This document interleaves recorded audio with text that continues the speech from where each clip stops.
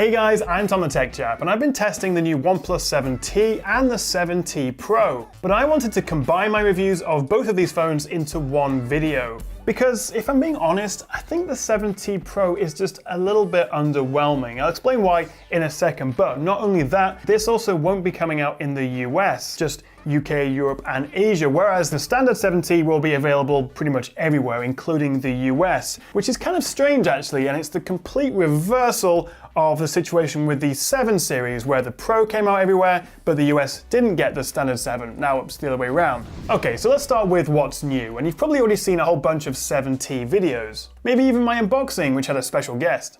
What do you think? Are you excited for the OnePlus 7T?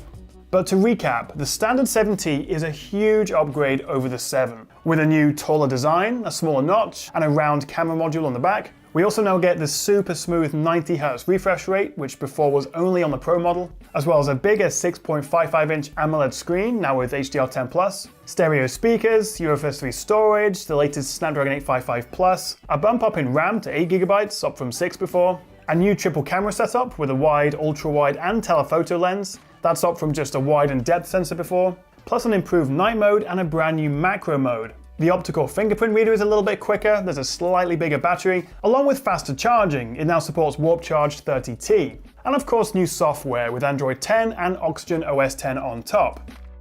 And breathe, that is a lot, but the point is, the 7T is a huge upgrade over the 7, which to be fair it did deserve and need because the 7 was kind of overshadowed by the awesome 7 Pro when it launched earlier this year, so it is good to see that OnePlus have put a lot of effort into the new 7T. But now we come to the 7T Pro, and I was really looking forward to this. I mean, until I switched to the Note 10 Plus, I used the 7 Pro for most of this year. But it just seems that there isn't really an awful lot new here. They've clearly put 90% of their attention into the 7T. There are some upgrades. We now get the new Snapdragon 855 Plus, along with 8GB of RAM and 256 storage. We get that faster fingerprint reader, the new macro and improved low light camera modes, an ever so slightly bigger battery. We've gone from 4000 to 4085 mAh, Warp Charge 30T, and this new lighter haze blue color.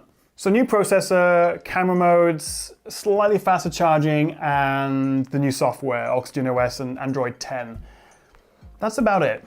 Don't get me wrong though, I mean the 7 Pro is still an incredible phone, and I would say probably my top 3 of this year so far, so I can't really expect that much to change in just a few months on what is an already incredible phone. But I guess it's just kind of seeing the huge upgrade we've seen from the 7 to the 7T that's maybe spoiled me a little bit, or maybe just given me higher expectations for the jump to the new 7T Pro. But still, it is a better phone.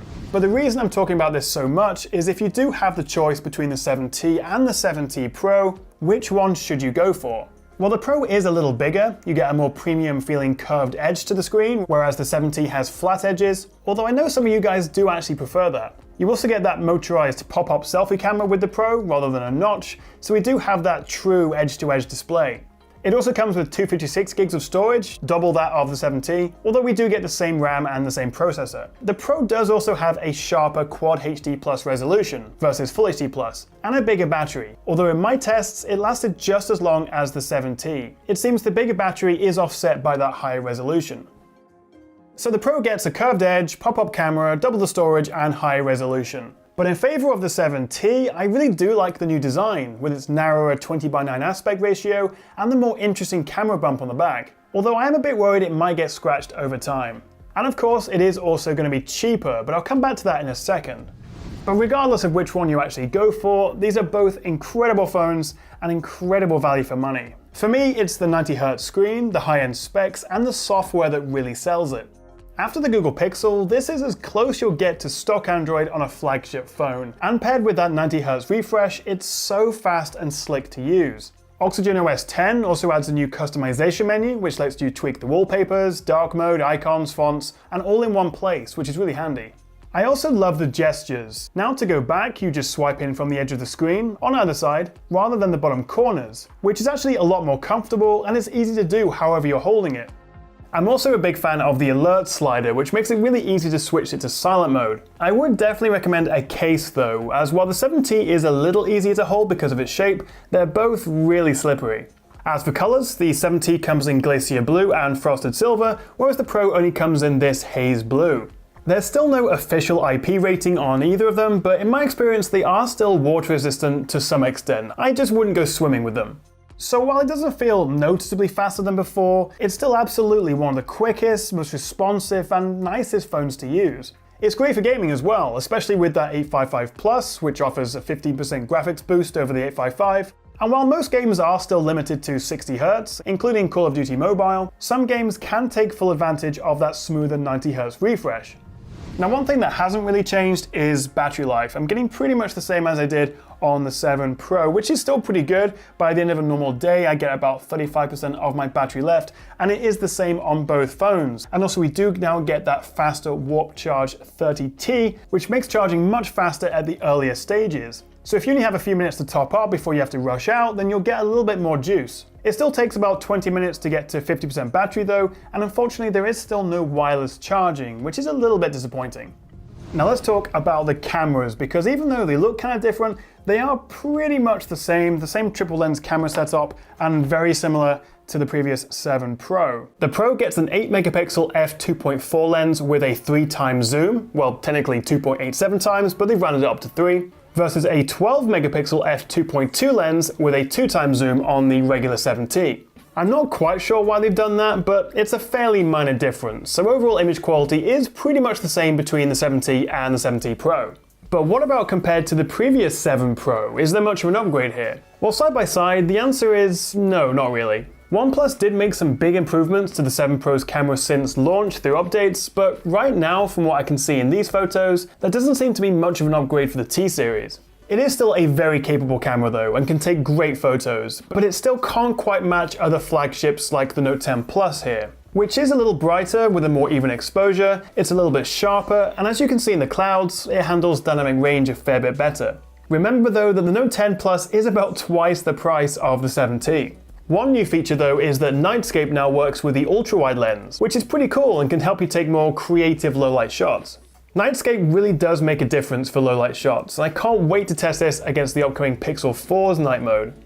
We also get a new super macro mode, and while I can't say that I would use it that often, you can get some stunning shots with it.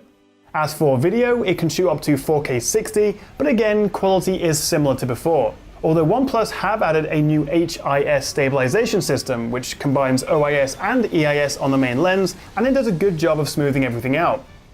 Front-facing video is pretty much the same as before, still limited to 1080p 30, which is okay, but when you have things like the basic iPhone 11 and the S10 all offering 4K selfie video now, then this is starting to look a little bit old. And also the field of view isn't that wide, but it's okay. One thing though that I do want to mention that actually I almost got wrong is ultra-wide video. So let me switch this round. Okay, so I'm shooting this with the rear camera at 4K, and you can see the little 1x icon, but if I tap it, it just takes us to 2x. There doesn't seem to be an ultra-wide option, which I was getting a bit confused about because OnePlus are making a big deal of the fact that you can now shoot with the ultra-wide lens in video, but actually it's because I'm shooting in 4K. So changing the resolution to 1080p, I now get the ultra-wide option, which as you can see zooms out to 0.6 times. I get a lot more in the frame, and then I can jump through all the different lenses in video. So while that is cool, it is a bit disappointing that this is limited to 4K when some of the other flagship competition can do this already at 4K. Up front, we have a 16 megapixel f2 selfie camera. Again, nothing really new, but it is still one of my favorite selfie cameras. It's sharp and looks natural, and you can easily turn off all the beauty modes if you prefer. So the 7T will cost you $550, whereas the 7T Pro is $150 more at £700. And it's going to have a little bit more than I expected. Yes, you do get a higher base storage than before with 256 gigs. That's why it's a little bit more expensive than the 7 Pro. But $150 price difference between the 7T and the 7T Pro. I don't know if a curved screen, high resolution and slightly bigger battery is worth paying that much extra. So for my money, I reckon I'd go with the 7T. And honestly, it'll be what I'm recommending to all my friends. The only area it continues to not quite compete with the best of the best out there is in the camera department. But there's not really that much in it anymore, and OnePlus do keep improving it through regular updates.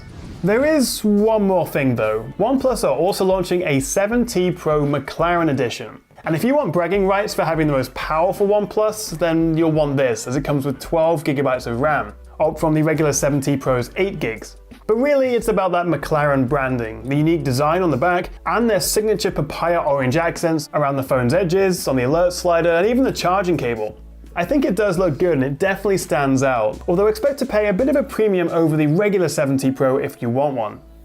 But what do you reckon? Which one would you go for between these two? And also let me know what you'd like to see in the OnePlus 8, in the next version of the phone that you think is maybe missing here. Let me know in the comments below. Thank you so much for watching, guys. I really do hope you enjoyed the video. And if you want to see more from me, more reviews, camera comparisons, battery tests, then make sure you do hit that little subscribe button down below and also ding that notification bell so you'll be among the first to see it. Thanks for watching, and I'll see you next time right here on the Tech Chat.